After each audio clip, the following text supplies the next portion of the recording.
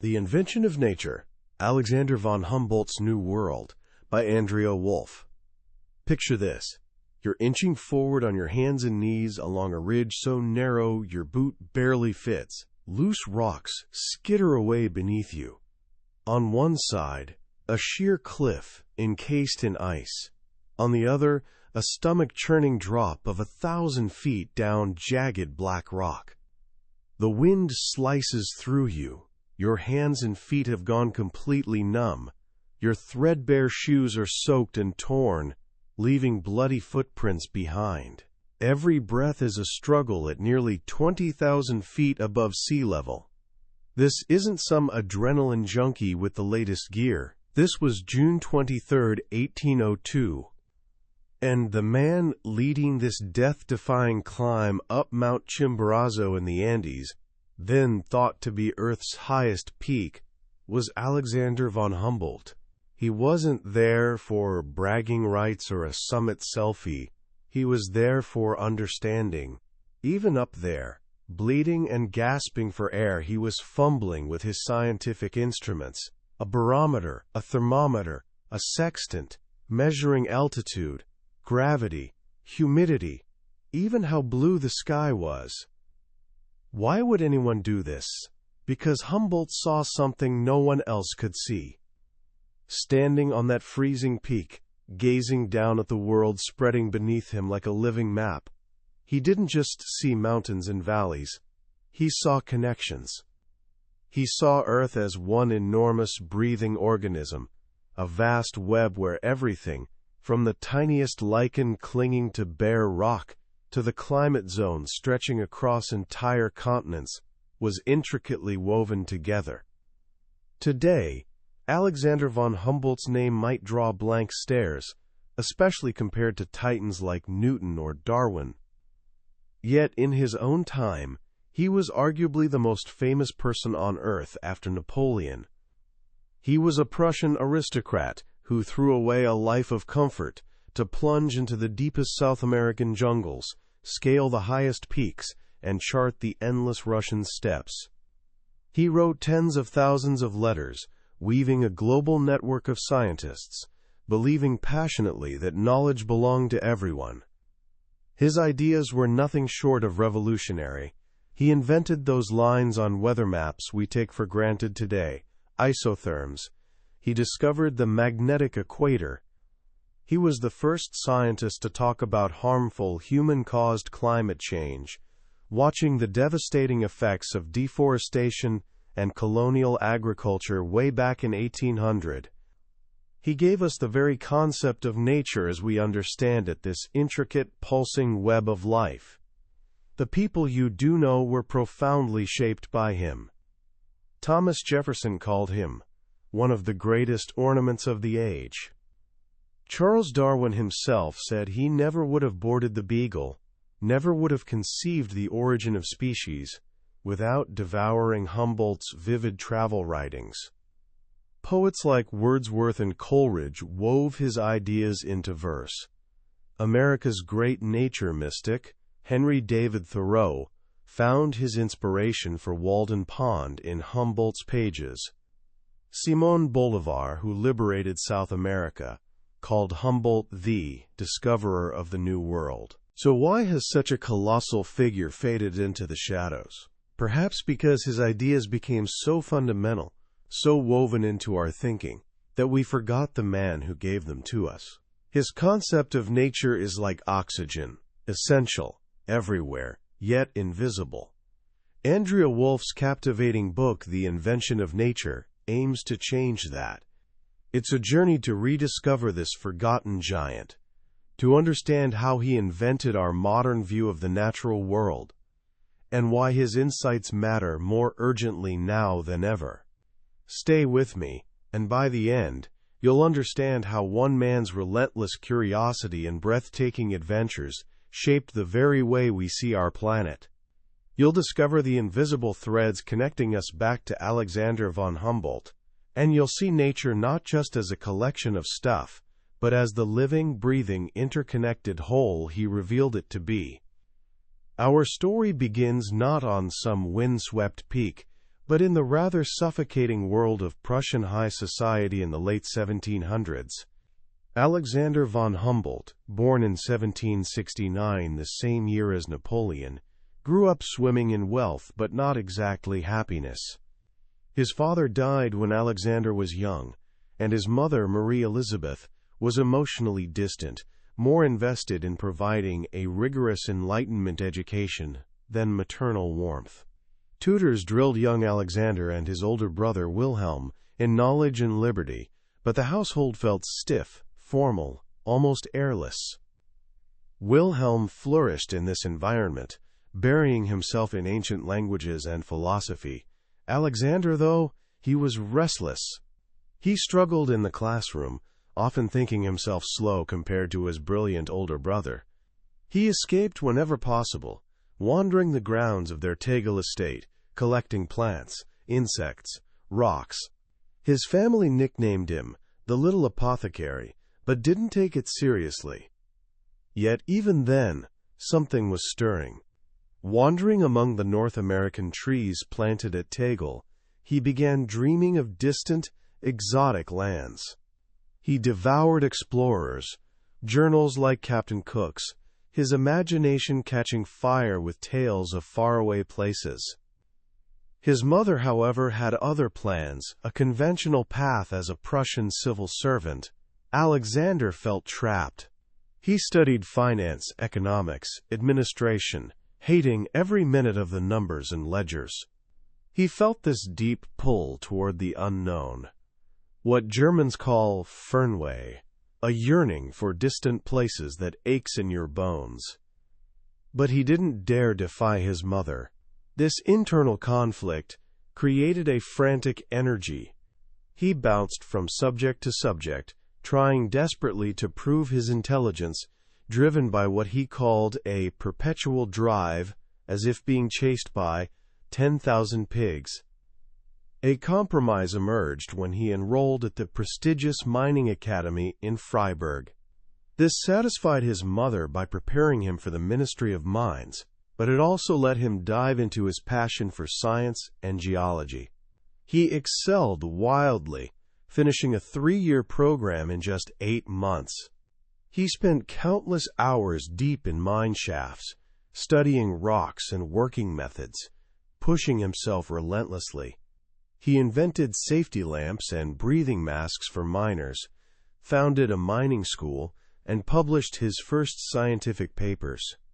During this time, he became obsessed with a controversial new field, animal electricity, or galvanism. Inspired by experiments showing metals could make animal muscles twitch, Humboldt ran thousands of tests on frogs, lizards, mice. Not satisfied with animals, he started experimenting on himself, making incisions in his own skin, applying chemicals, metals, electrodes, meticulously documenting every sensation, every jolt of pain. His body looked like a battlefield, but he was driven to understand the very processes of life. He was wrestling with a fundamental question: was nature just a complex machine, as thinkers like Descartes believed, or was there some kind of vital force animating living things? This intense compartmentalized scientific work was typical of the era. Natural philosophy was splintering into separate disciplines like botany, zoology, geology. Specialization brought focus but often lost sight of the bigger picture. Humboldt was meticulously measuring and classifying, a true child of the Enlightenment. But a crucial encounter was about to transform everything. In 1794, Humboldt visited his brother Wilhelm in Jena, a small university town buzzing with Germany's brightest minds, philosophers, poets, scientists. Wilhelm was part of the circle around Germany's greatest poet, Johann Wolfgang von Goethe. When Alexander arrived, Goethe came to Jena, and the men met daily. They attended anatomy lectures together, dissected cadavers in a freezing medieval tower, and talked deep into the night about zoology, botany, chemistry, galvanism. Goethe, then in his mid-40s, was already a literary giant, famous for The Sorrows of Young Werther.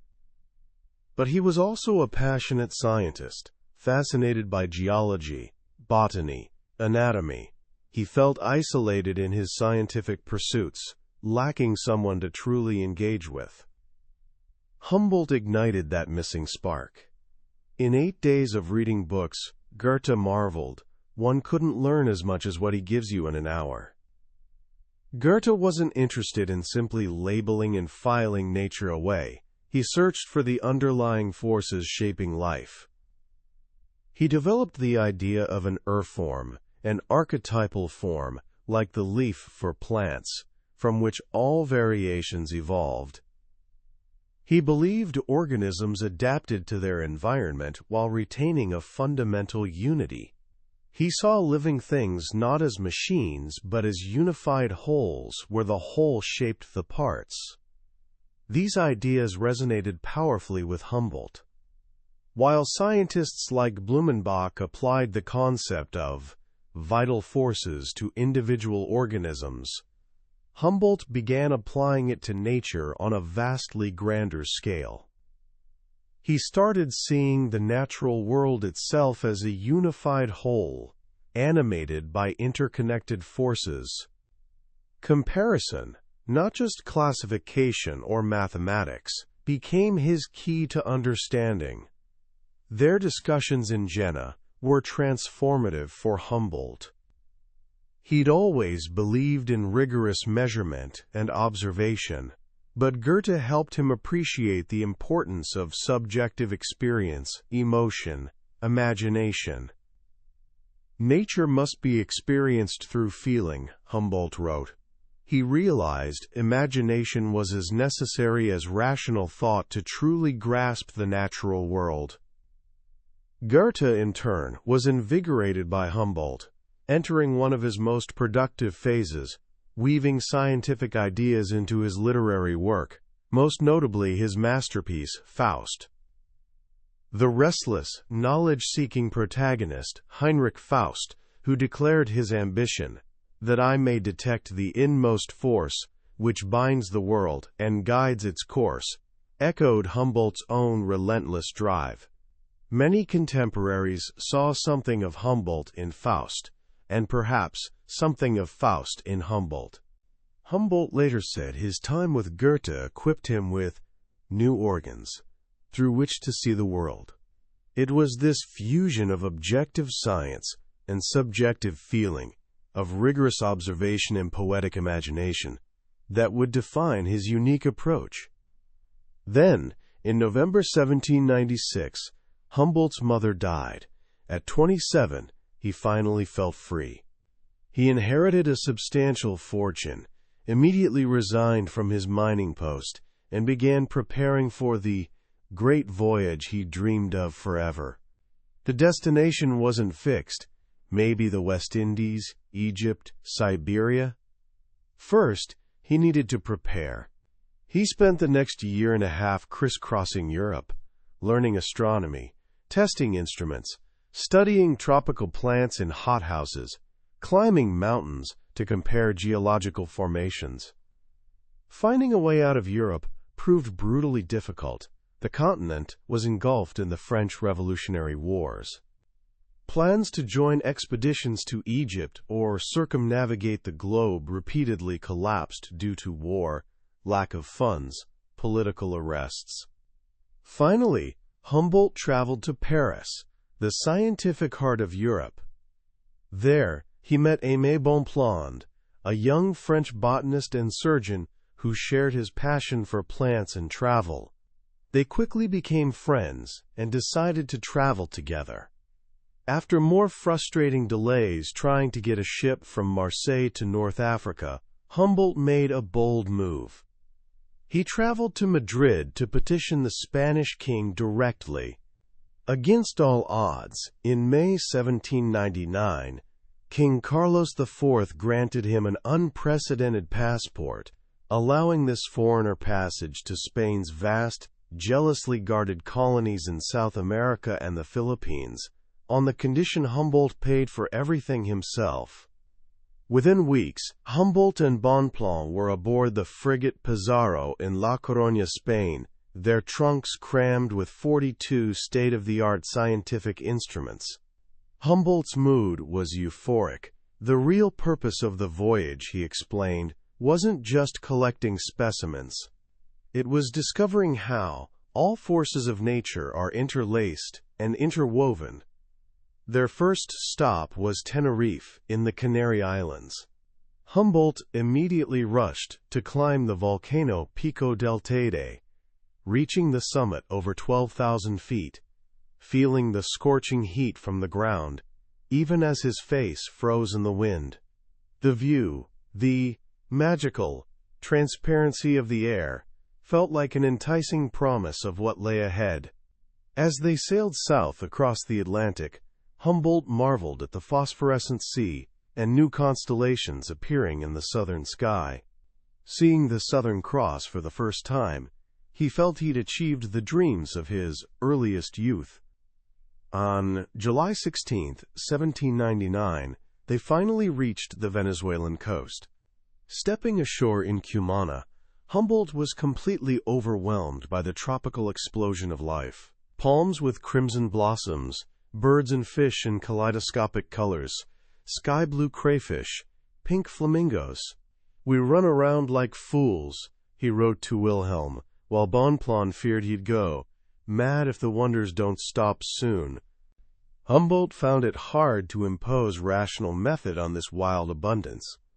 But as he collected, he compared. Trees reminded him of Italian pines. Cacti evoked European marshes.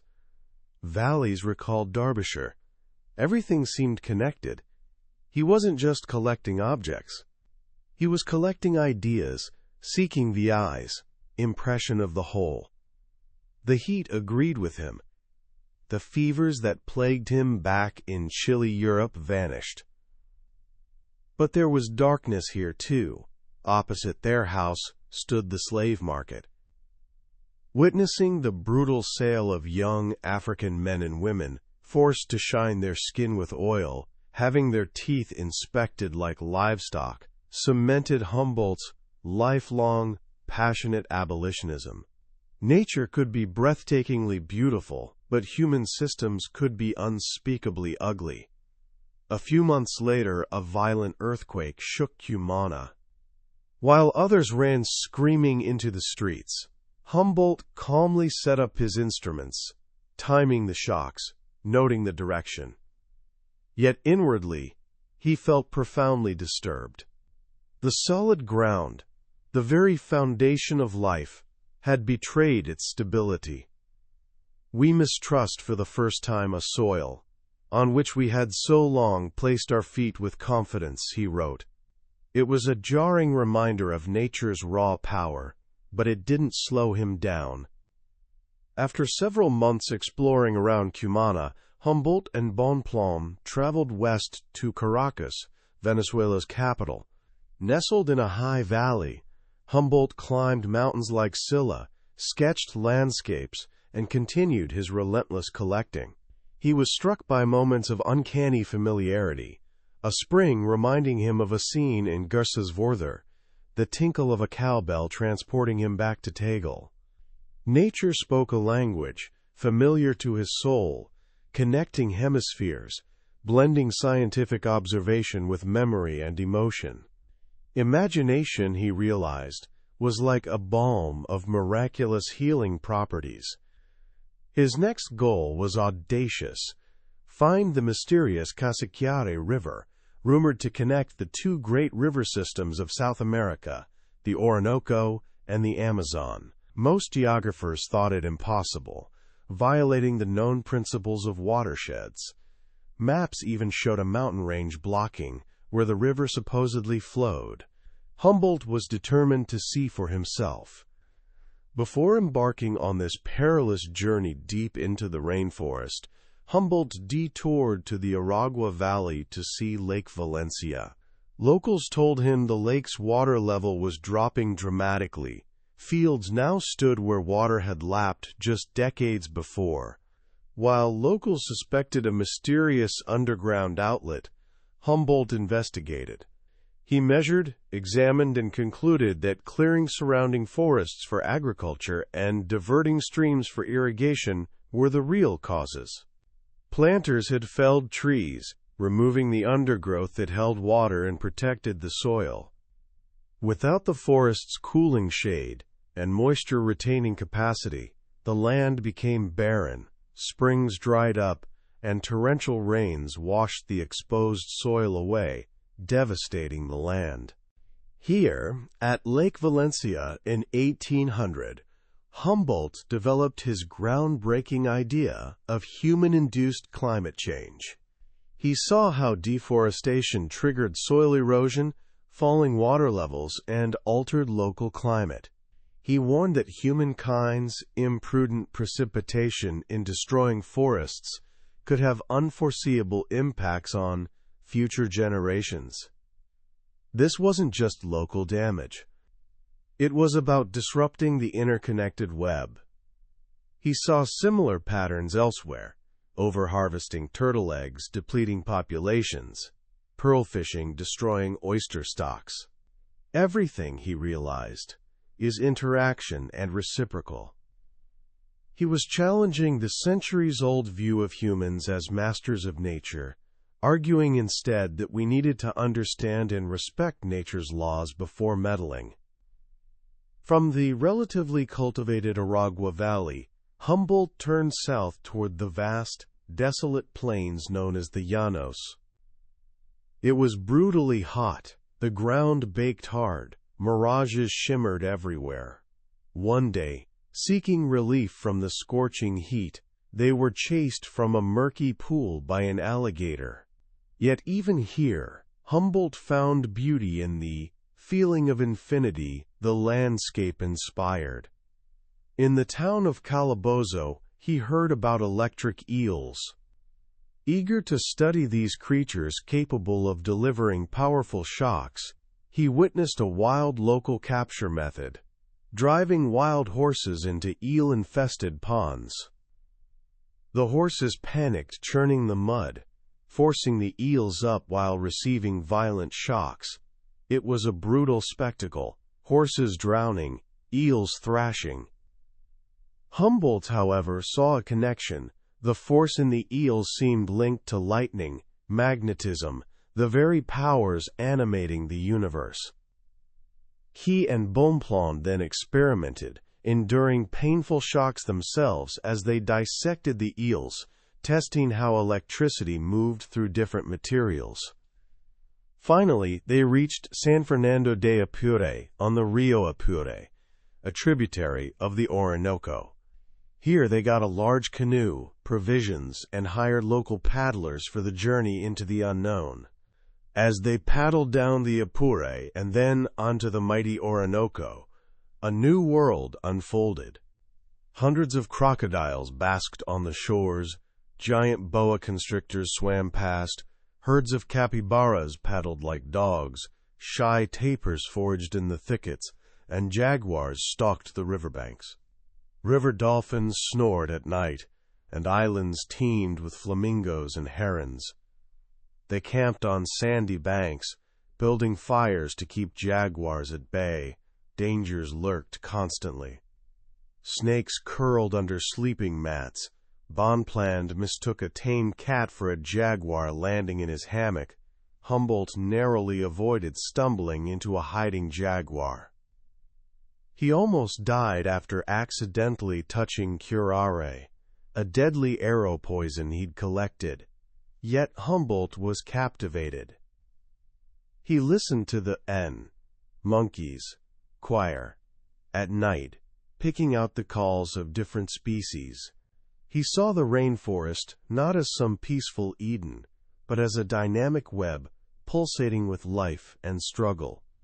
Jaguars hunted tapirs, which scared monkeys, which woke birds, a chain reaction, long extended and ever-amplifying battle. He saw capybaras fleeing crocodiles only to meet jaguars, flying fish, escaping dolphins, only to be snatched by albatrosses. Nature's abundance was limited only by themselves, by mutual pressure. This was a radical departure from the prevailing view of a harmonious, divinely ordered balance. Mosquitoes were a relentless torture, biting ceaselessly, flying into mouths and nostrils, making scientific work nearly impossible. Bonpland resorted to drying plants in smoky, suffocating ovens used by local tribes just to escape the insects. Their boat became a crowded, traveling menagerie, with monkeys, parrots, and other birds joining them. Food ran dangerously low. They ate fish, turtle eggs, smoked ants, and eventually life-saving Brazil nuts, which Humboldt later introduced to Europe. Collecting was deeply frustrating. The most gorgeous blossoms swayed unreachable in the canopy, and humidity ruined specimens. Yet Humboldt observed everything: plants, animals, rocks, the taste of river water, the stars, the cultures of the indigenous people he met. He admired their deep knowledge of nature, their ability to navigate the jungle, and identify trees by bark alone. Unlike most Europeans, he respected their cultures and languages, condemning the barbarism of civilized man in how colonists treated them. After weeks navigating tributaries, they finally reached the Cassiquiare in May 1800. Though missionaries confirmed it did connect the Orinoco and Amazon basins, Humboldt meticulously mapped its course, correcting previous imaginary charts. After 75 grueling days and 400 miles on the rivers, they limped into Angostura, a town that felt like a glittering metropolis. Just as they thought the worst was behind them, both men fell violently ill with fever. Bonpland nearly died. After a month recuperating, they crossed the Llanos again, now transformed by the rainy season into a lush, green landscape bursting with life. Here, Humboldt observed the Mauritia palm, noting how this single plant created a micro-ecosystem, attracting birds, holding moisture, sheltering insects. It was the tree of life, a perfect symbol of nature as a living web. He had discovered the concept of a keystone species, essential to its environment, nearly 200 years before it was formally named. Returning exhausted but thrilled to the coast, they sailed for Cuba. There, in early 1801, Humboldt read news that Captain Baudin, whose expedition he'd tried joining years earlier, was sailing around the world. Guessing Baudin might stop in Lima, Peru, Humboldt made a spontaneous, wild decision, abandon plans for Mexico, sail south to Colombia, and trek overland across the Andes to try intercepting Baudin in Lima by year's end. This meant crossing thousands of miles of treacherous mountain terrain, including climbing Chimborazo, the supposed highest peak on Earth. Before leaving Cuba, they meticulously copied notes and packed collections to send back to Europe, fearing they might not survive a global circumnavigation. They arrived in Cartagena, Colombia, in March 1801. Humboldt wrote a flattering letter to the celebrated Spanish botanist José Celestino Mutis in Bogotá, claiming the grueling overland route was chosen solely to meet him. The journey up the Rio Magdalena was another grueling 2 months of stifling humidity, mosquitoes, and crocodiles. Reaching Bogotá in July 1801, they were celebrated by the city's elite.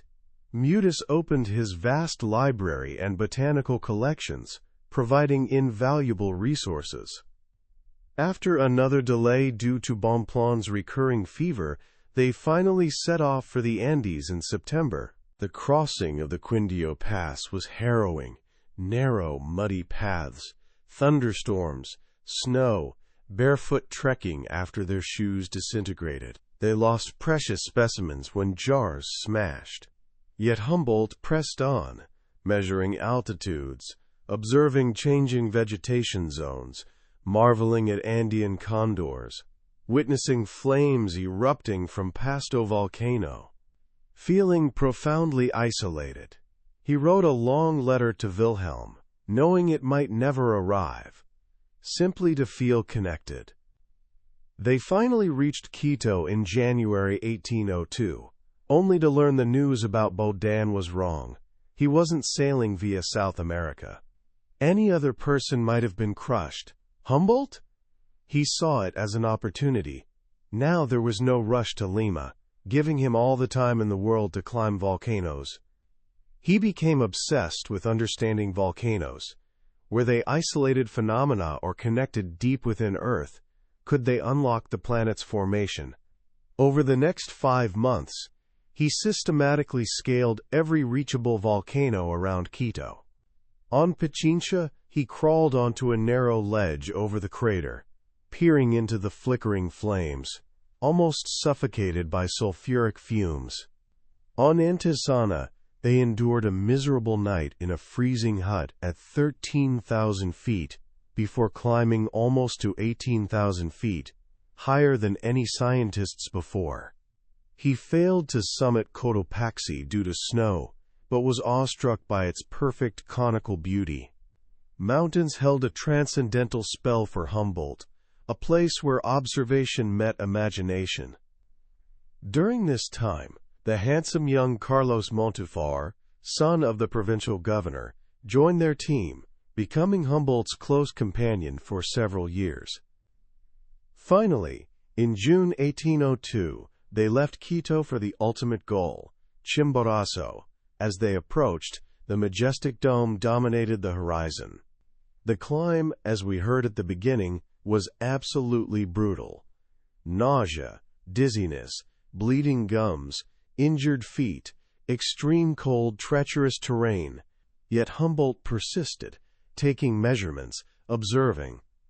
Forced to stop just 1,000 feet below the summit by an impassable crevasse, he measured their altitude, 413 feet, higher than anyone had ever climbed. Looking down from that dizzying height, everything clicked. The years of observation, the comparisons between continents, the Alps, Tenerife, the Andes, it all synthesized into a single, powerful vision. He saw the moss near the snowline, resembling species from Germany, alpine plants mirroring those in Lapland. He saw vegetation zones stacked like layers, a botanical journey from the equator to the poles compressed onto one mountainside. Nature, he grasped with breathtaking clarity, was a global force, a web of life, interconnected as with 1,000 threads. This wasn't just about classifying plants. It was about understanding their relationship to climate, altitude, and location across the entire planet. It was the birth of ecology. Descending from Chimborazo, Humboldt began sketching his Naturgemälde, his painting of nature. This wasn't just a drawing. It was a visual representation of his new understanding, a microcosm on one page. It showed Chimborazo in cross-section, with plants meticulously placed according to altitude, correlated with columns of data on temperature, humidity, atmospheric pressure. It illustrated, for the first time, nature as a global system, with corresponding climate zones across continents, unity in variety. The journey continued south toward Lima. Humboldt studied Inca ruins, collected indigenous vocabularies, investigated the devastating effects of quinine harvesting on cinchona forests, and continued his obsessive measurements. Near the equator in Peru, by meticulously tracking his compass needle, he discovered the magnetic equator, the line where magnetic intensity is weakest, proving it didn't coincide with the geographic equator. Reaching Lima in October 1802, they sailed north along the coast.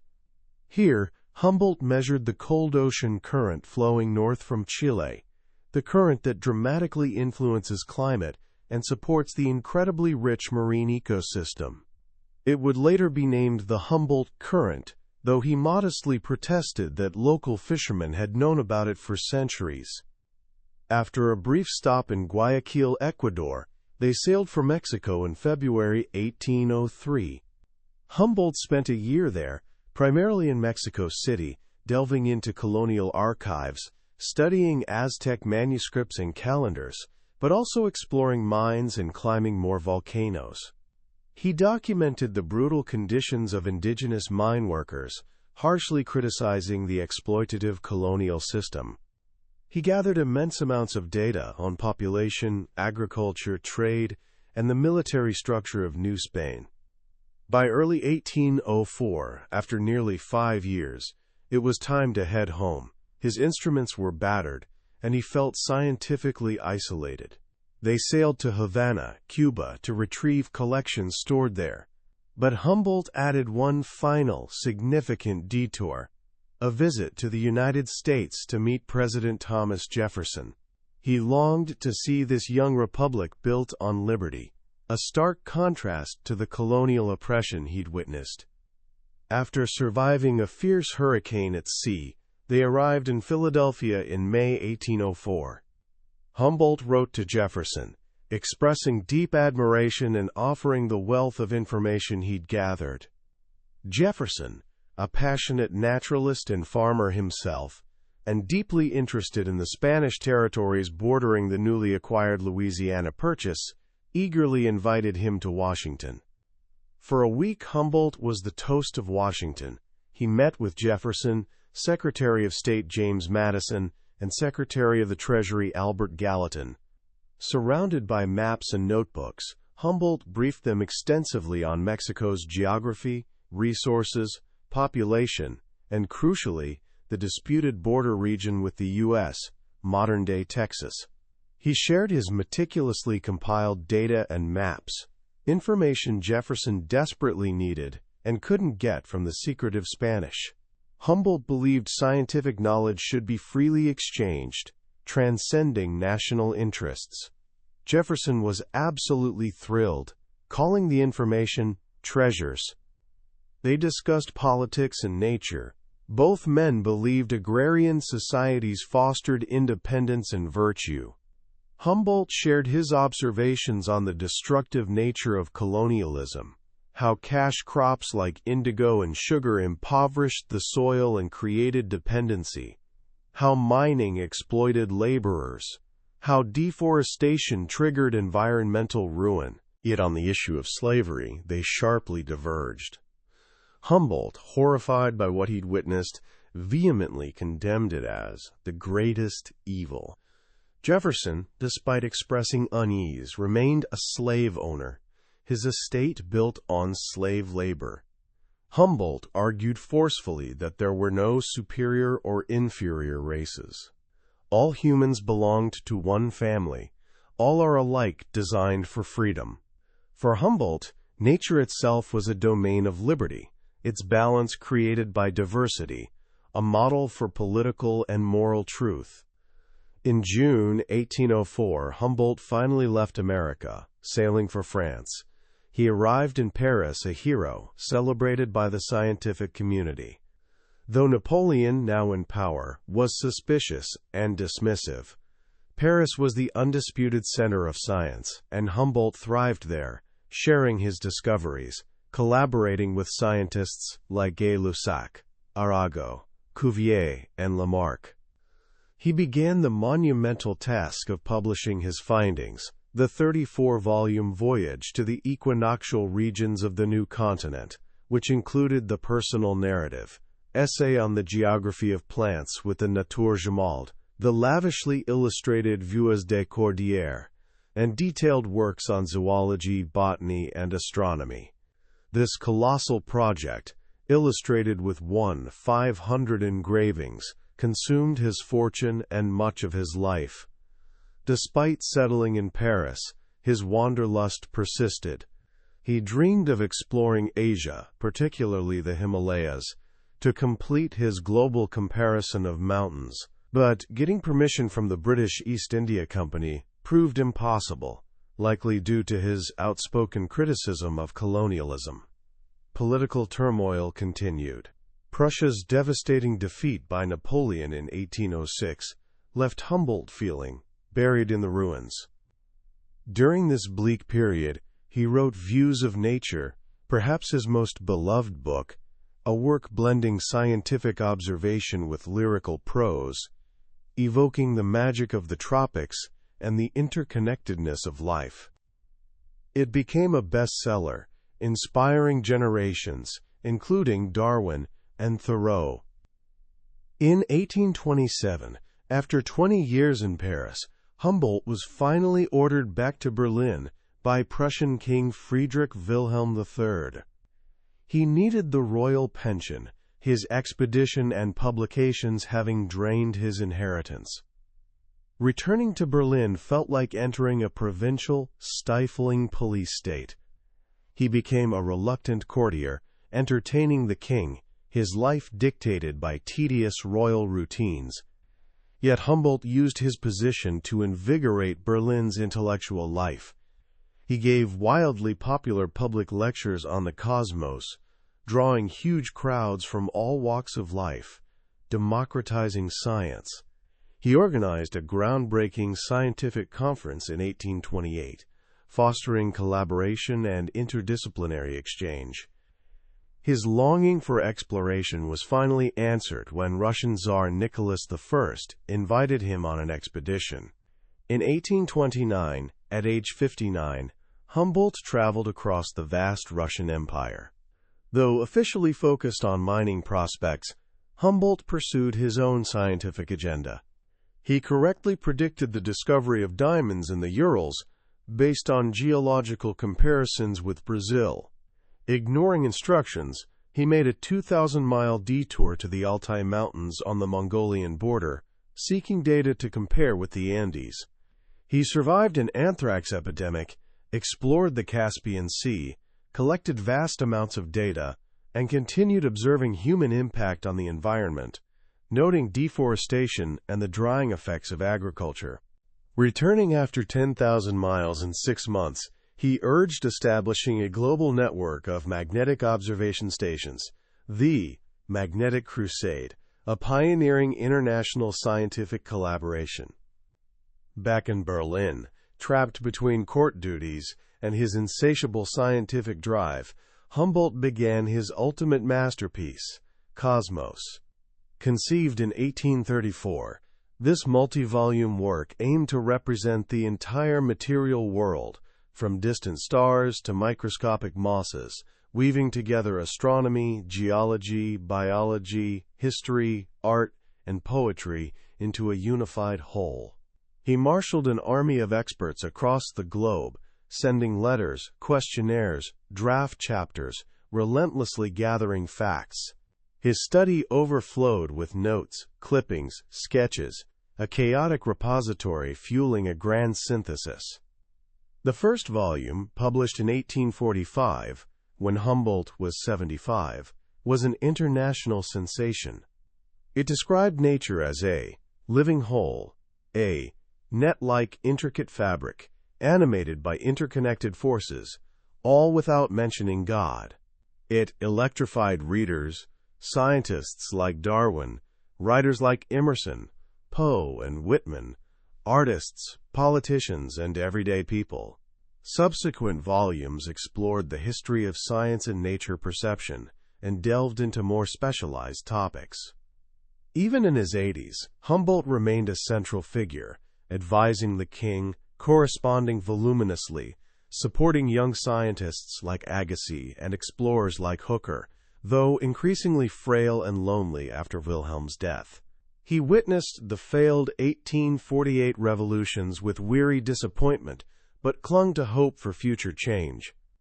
He worked on Cosmos until the very end, dispatching the manuscript for the 5th volume just weeks before his death. On May 6, 1859, at age 89, as sunbeams filled his room, Alexander von Humboldt died. News spread across the globe. He received a state funeral in Berlin, mourned worldwide as the greatest man since the deluge. Just as his life ended, Charles Darwin was finalizing the manuscript for Origin of Species, a book deeply indebted to the Humboldtian worldview.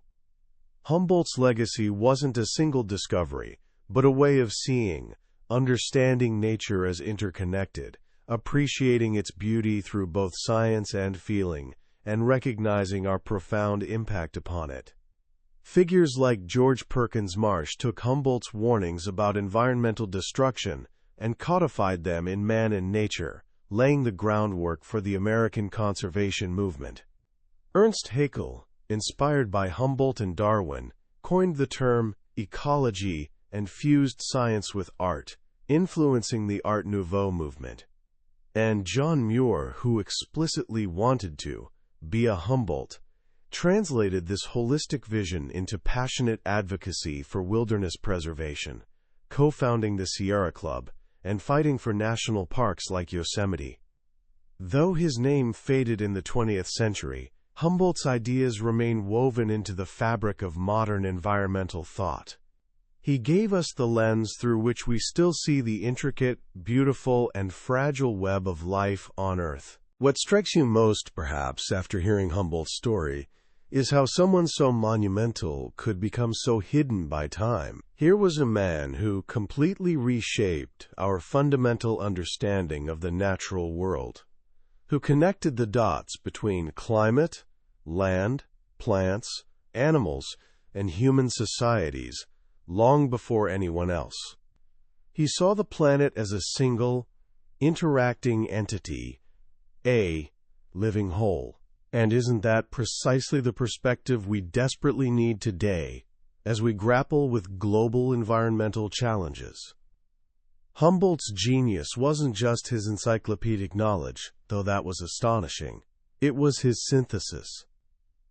At a time when science was fracturing into narrow specialties, he insisted on pulling it all together. He showed you couldn't understand botany without geology, or climate without ocean currents, or even human culture without its relationship to the environment. He crossed boundaries, geographical, disciplinary, cultural, seeking the underlying unity in the staggering variety of nature.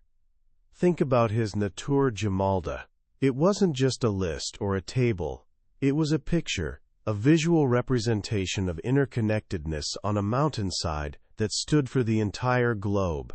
This fusion of precise scientific data, with an aesthetic, almost emotional appreciation of nature, was revolutionary. He believed and demonstrated that we need both reason and feeling, measurement and imagination, to truly comprehend the world. He argued that knowledge shouldn't chill the feelings, but instead fuel our sense of wonder. And his prescience about human impact is staggering. Standing by Lake Valencia 2 centuries ago, observing the consequences of deforestation, he articulated the core principles of human-induced climate change. He saw the long chain of consequences, how felling trees affected water retention, soil erosion, and local climate, and warned about the impact on future generations. He connected colonialism not just to social injustice, which he fiercely condemned, but also to environmental devastation. These weren't separate issues for Humboldt. They were intertwined aspects of an exploitative system. So what can we take away from Humboldt today, especially as young people inheriting a planet facing profound ecological challenges? First, cultivate curiosity about connections. Don't just learn about individual subjects in isolation. Ask how they relate.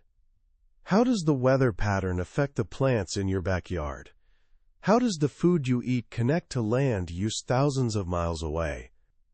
Look for the thousand threads Humboldt saw. Start local. Spend time really observing a single place, a park, a tree, even a patch of weeds. Notice the insects, the birds, the way the light changes, how it responds to rain or drought. You'll start seeing the web everywhere. Second, embrace both data and feeling. Science gives us essential tools to understand nature's mechanisms, but our emotional connection to it fuels the passion needed for protection. Allow yourself to feel wonder, awe, even grief about the natural world. Read poetry about nature alongside scientific reports, look at landscape paintings, listen to music inspired by nature. Humboldt showed us these aren't opposing forces but complementary ways of knowing. Third, recognize our impact and responsibility. Humboldt saw clearly how human actions driven by economic desires could disrupt natural systems. Think critically about the consequences of our collective choices, from consumption patterns to energy use. Understand that social justice and environmental health are often linked, just as Humboldt observed with colonialism and slavery. Humboldt's life was an epic adventure, fueled by an insatiable desire to understand the cosmos. He showed us a world brimming with life, interconnectedness, and beauty, but also vulnerable to our actions. His work is a powerful reminder that understanding our planet requires a holistic view, one that embraces the complexity and wonder of the living web of which we are just one part. That was a glimpse into the Invention of Nature by Andrea Wulf. We've journeyed through Humboldt's incredible life and touched upon his revolutionary ideas today, but honestly, a summary barely scratches the surface. The real richness lies in the details of his adventures, the depth of his scientific inquiries, and the fascinating web of people he influenced. This summary is meant to spark your curiosity, to help you see if this story resonates with you. If you felt a connection to Humboldt's quest, his way of seeing the world, or the urgency of his environmental insights, I truly encourage you to pick up the book. Reading it isn't just about learning history or science. It's about experiencing the world through the eyes of one of its most extraordinary observers, and it might just change how you see everything around you. You can find a link to the book in the description below. Also, if this exploration of Humboldt's world added value to your day, please consider liking this summary and subscribing to Billionaire's Bookshelf. We delve into transformative books like this regularly, aiming to uncover the wisdom that can help us all grow. Join us for the next chapter in our quest for knowledge.